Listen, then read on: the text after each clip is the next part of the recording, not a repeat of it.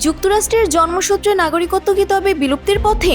ভারত ও চীনের মতো বিশাল শক্তির দেশগুলোকে নিয়ে কেন এমন চরম আপত্তিকর মন্তব্য করলেন মার্কিন প্রেসিডেন্ট ডোনাল্ড ট্রাম্প? এটি কি নিছক নির্বাচনী স্ট্যান্ড নাকি বড় কোনো পরিবর্তনের ইঙ্গিত?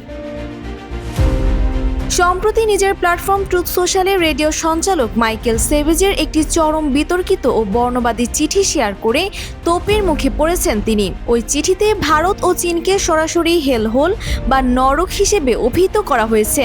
সেভেজের দাবি, এই দেশগুলো থেকে মানুষ কেবল যুক্তরাষ্ট্রের সন্তান জন্ম দিতে আসে যাতে তারা জন্মসূত্রে নাগরিকত্ব লাভ করতে পারে। তিনি একে মার্কিন আইনের চরম অপব্যবহার বলে দাবি করেছেন। বিতর্কের শুরু এখানেই নয়। পোস্টে ঠিক একদিন আগে ট্রাম্প দাবি করেছিলেন, যুক্তরাষ্ট্র ছাড়া বিশ্বের আর কোথাও জন্মসূত্রে নাগরিকত্বের নিয়ম নেই। তবে তথ্য বলছে ভিন্ন কথা।